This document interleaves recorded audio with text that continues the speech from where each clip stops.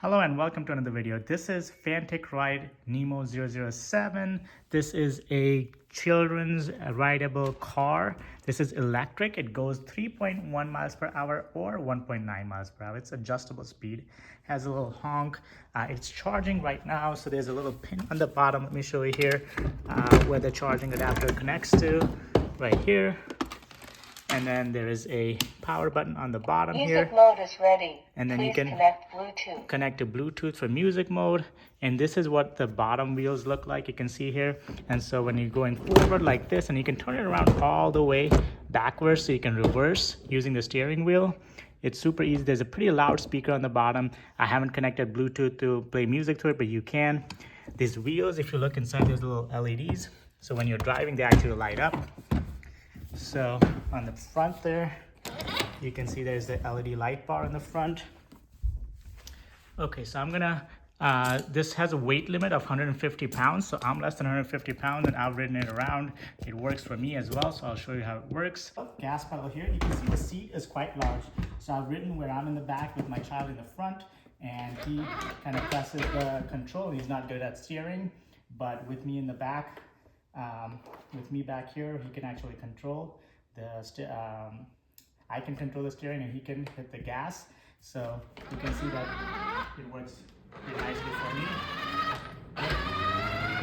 And you can back up by just doing all the way like this, and then you can reverse.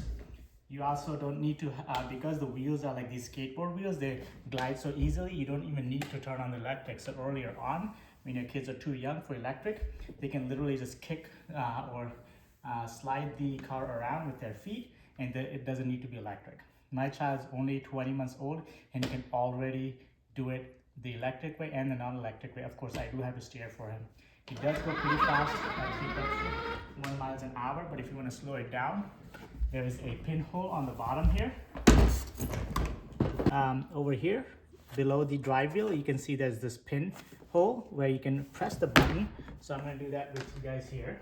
Put a sharp object through and click that button. All right, now let's see if it's slower.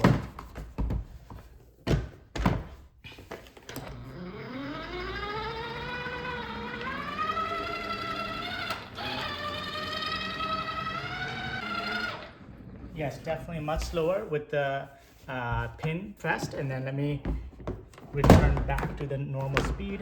So we're gonna hit that, press that pin again. Let's try it now.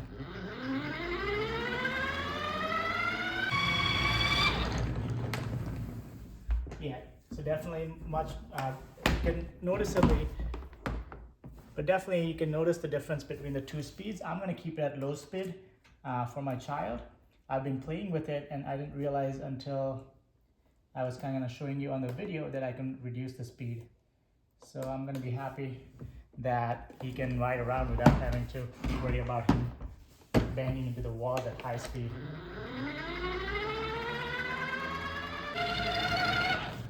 Yes, this is a much reasonable speed. So yeah, I recommend you keep it at 1.9 miles an hour until your child is much older and they can handle that 3.1 miles per hour. But you can see that there's a Music mode is ready. light bar in the front. You can see when these wheels turn, it lights up. So all of these wheels, as they turn, they light up. So they do not light up when they're not turning. So the wheels are light up too, so they look pretty cool. Of course, if you're the rider, you can't really see the wheels lighting up.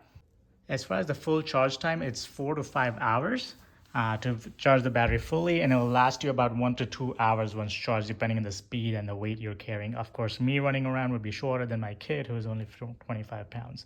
So yeah, that all matters. The adapter, actually this is not the correct one. This is the one that I leave the adapter for this one downstairs, and there's another adapter from something else that fits it that I keep it upstairs. So the adapter that comes with it actually has a light that turns green when it's charging, and then red when it's charging and green when it's done charging. So there's an indicator for when it's fully charged. The yellow button in the middle here is actually a Bluetooth control. So it's like, you can see how you can honk with that too. So this is your honk button. or you can press and hold for the Bluetooth stuff. I have obviously not connected to Bluetooth, but yeah, you can see how you can do all that stuff with that button. Overall, I'm really happy with how well built this is, how well it works. My child loves it. It's well worth the price, well built. It has like some sort of shock absorption thing in there too. Obviously, I'm running it around my house, so I haven't tested it to see if it does anything. But yeah, I hope you found this video helpful. If you're considering it, I would buy it because this is definitely something better than I was expecting when I bought it. So thanks for watching. I hope you found this helpful. I'll see you in the next one.